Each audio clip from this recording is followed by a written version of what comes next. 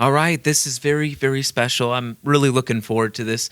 So we have Justin Kron here. Thank you so much for joining us this morning, being ready to hear. We're ready to hear your sermon. And Justin Kron is the founding director of the Kesher Project, a non-profit organization based in Chicago, Illinois, that is focused on connecting Christians to the Jewish roots of their faith and the Jewish community. He has led numerous tours to the Holy Land and writes and speaks frequently on topics related to the Jewish foundations of the Christian faith, Christian anti-Semitism, and Israel-Palestinian conflict that's been going on.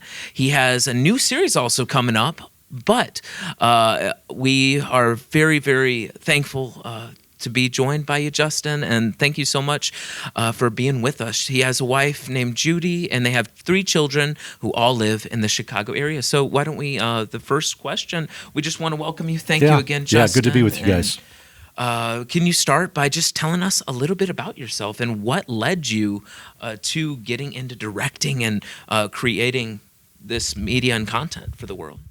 So the organization that I lead, the Kesher Project, our focus is on connecting Christians to the Jewish foundations of the Christian faith and to their Jewish friends and neighbors. So the connecting to your Jewish friends and neighbors is really about learning how we as followers of Jesus can better demonstrate God's love to them.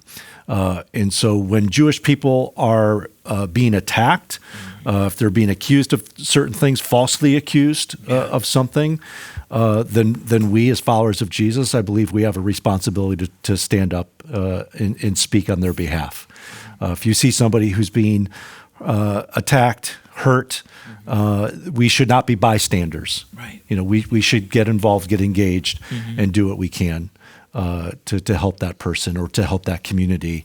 And so that's very much of what the Kesher Project is about. So I observed several years ago that there was a growing, what we could call anti-Israelism sentiment or views within the church, typically just known as anti-Zionism, rejecting Israel's right to exist, rejecting that Jewish people have the right to self-determination within their ancestral homeland. And I felt like, okay, well, that's not the way that I see it in Scripture. I think God has made some very clear promises to the people of Israel that despite their maybe disobedience, despite their lack of faith even in what God has provided through the Messiah, through Jesus, that he still would bring them back to their land. And so if you see messaging, if you see views that are antithetical to that, well, then what are you going to do about it? So a good friend of mine, Todd Moorhead, who had produced an earlier film called Promised Land, Israel Through the Eyes of Surfers, which you might be surprised, there are actually surfers in Israel. No. Not quite like there are, maybe in Hawaii. But listen, they still can catch a wave every now and then on the Mediterranean. Well, he had made a great film about Israel. And around that same time, which was about 12, 13 years ago, there were a couple other films that had come out that were geared towards the Christian community that was painting the picture that Israel was this unjust, foreign occupying oppressor of the Palestinian people. And so we decided to make a film that presented a more fair and balanced view of the Israeli-Palestinian conflict, which released in 2021 and has done very well. And is the only 5-star rated film about the conflict on Prime Video. Won several awards. Congratulations. Yeah, appreciate that. Yeah, so awesome. We were really grateful with the response.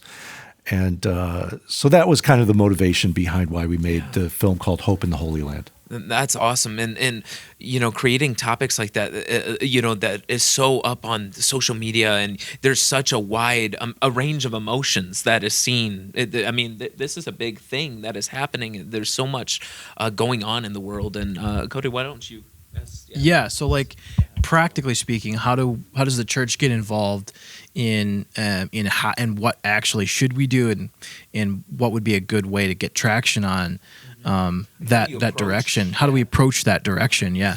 Yeah. Well, I think it's critically important to get educated. There's a tremendous amount of misinformation, in fact, even disinformation, just flat out lies and distortions, or what we might call blood libels, that I'll be talking a little bit about in my message this morning, about who Israel is and how they came into existence or re-existence as a state. I mean, the very popular narrative is that there was this place called Palestine that was ruled and controlled by Palestinians, and then all of a sudden these Jews just showed up and invaded and took over their land. That narrative has infected the minds of a lot of people to the point of where they believe it. But the fact of the matter is, there's never been a state of Palestine. Doesn't mean that there haven't been Arabs that have lived in that region for centuries. We're not denying that. But it's also true that Jews have lived in that region for centuries, and there's been a continual presence of Jewish people in that land, even since they were dispersed, pushed out by the Romans in the 1st and 2nd century. And so it's really about learning the history so that when we hear the lies, we hear the blood libels, we can point it out, and we can respond with the truth. Absolutely. Yeah, no, just knowing that. And I bet throughout all your filming, and there had to be moments that really moved you. Were there any in particular that even challenged your perspective through this that you've been doing, or a specific thing that really resonated? Yeah, it's a good question. We went into the making of Hope in the Holy Land certainly with background experience and knowledge about the history of Israel, but we really hadn't spent a lot of time talking to Palestinians, talking to Arabs in the land, and getting their perspective on things. And so we went into that with an open mind, wanting to be able to represent them as fairly as possible, hoping that we would find that there are Arabs who support Israel's right to exist, who support the right of Jews to, as I said before, to have self-determination within not even all of their historical homeland, just a portion of it. Well, sadly, we only found a few. The overwhelming majority of Palestinians reject Israel's right to exist and literally want to wipe Israel off the map. They do not have a future. They do not see a future of coexistence between them and the Jews as equals. Yeah. Maybe as subjects, maybe as dehimi, second-class citizens, but not as equals. And so that was very concerning, very alarming. And in fact, sadly, it's gotten worse since the events of October 7th. Yeah. So you have a film coming out about that. Do you want to talk a little bit about? Yeah, I'd be happy to. So after we released Hope in the Holy Land, we had a lot of additional material that didn't get into that almost 2-hour film. And so, as producers, you're always like, well, what are we going to do with all this really good quality content? We spent all this time and resources interviewing these people who gave us such tremendous insight. What are we going to do with it? So we decided that we would do a 6-episode docuseries with that content. That's awesome. And we released the first episode on September 1st of 2023.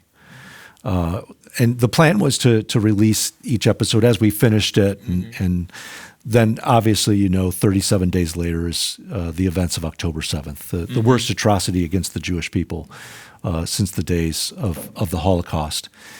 And we knew immediately we needed to pivot with our series because you can't do a series about the conflict unless you're, of course, covering the events of October 7th. Yeah. And so we decided that we would go back and do more interviews. And so we went back in May of 2024, about a year ago, and interviewed survivors, a former hostage, interviewed historical experts about the history of Gaza. What's the history of Gaza leading up to October 7th? Because what you were hearing a lot on social media or even in the media is that there was like 75 years of brutal occupation within the Gaza Strip. Well, someone who's a bit of a historian, like I've become through doing these documentaries, is that, listen, between 1949 at the end of the War of Independence and 1967, who controlled Gaza? It was Egypt, okay? Israel wasn't there, okay? Egypt controlled that territory. Jordan controlled the territory commonly referred to as the West Bank, Judea, Samaria, and never once proposed a Palestinian state to either, within either of those territories. And then the War of 1967, which was a defensive war on Israel's part, they took control of those territories. So to call it 75 years of brutal occupation just is a misconstruing of reality. And so we decided we needed to cover that history, give people the facts, and then tell people what exactly what happened on October 7th, because a lot of people were even within hours and days of October 7th happening, they were denying that it happened, or they were blaming Israel for it. Well, nowadays too, even stuff like the Holocaust, like there's those that are like, did that even happen? Did it even, it's right? Yeah, I guess one out of every two people here in the United States today doesn't believe that the Holocaust happened as it actually happened. So that's alarming, and so you're seeing the very same thing. This is what we could call Jewish massacre of the Jews denial.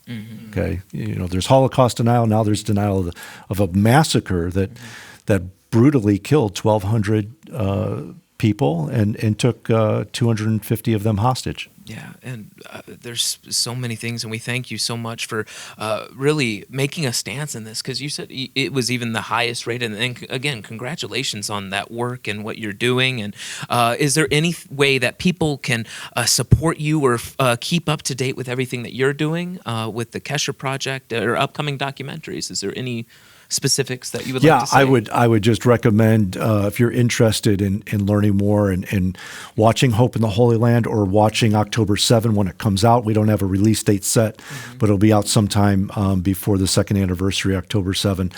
You could go to the Kesher Project website, kesherproject.com.